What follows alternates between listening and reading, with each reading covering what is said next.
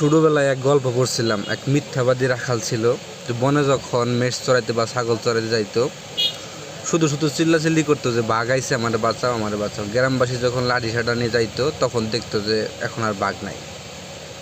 তো বালকের মিথ্যাচার কথা শুনে গ্রামবাসীরা এক সময় বিরক্ত হয়ে যায়। তো হঠাৎ একদিন সত্যি সত্যি বাঘ আসে এবং তাকে ধাওয়া করে। রাখাল বালক আবার চিল্লায়। তো রাখাল বালক চিল্লাচিল্লি করতেছে যে বাঘ আইছে, বাঘ আইছে, আমার বাঁচাও। কিন্তু গ্রামবাসী এইবার তার মিথ্যাচারে সাড়া না দিয়ে আর বাঁচাইতে আসে নাই। তো বাঘ আইসে তারা গিলা খাইয়া ফেলছে। তো সেই এক পরিস্থিতি এখন হয়েছে যে আজমিরি বিথি নামের একজন টিকটকার বা ফেসবুকে কন্টেন্ট ক্রিয়েটর করে এবং তার জামাই নিয়ে সে বিভিন্ন সময়ে সাংসারিক ঝামেলা নিয়ে বা ঝগড়াঝাটি নিয়ে ভিডিও করতো। এটা নাকি তাদের প্র্যাঙ্ক ছিল।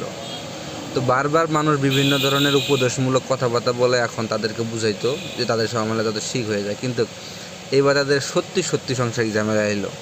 সেই ঝামেলা দেখে কমেন্ট সেকশনে যদি আপনি না যান, তাহলে বুঝতে পারবেন না যে মানুষ তাদের কত পরিমাণে ঘৃণা করে আর কত পরিমাণে অবিশ্বাস করে। এখনও মানুষ বলতেছে যে আপনাদের কয়েকদিন পরে আবার ঠিক হয়ে যাবে এবং ভিডিওতে ভিউজ নাই দেখেই নানা রকম তালবাহানা নাটক করতেছেন। তাই তো বলি যে আপনি যখন আপনার প্রয়োজনীয় বা সাংসারিক ব্যক্তিগত জিনিস নিয়ে মজা করবেন, তখন এমন এক সময় চলে আসবে যখন এই মজাটাকে মানুষ কেউ সিরিয়াসলি নেবে না।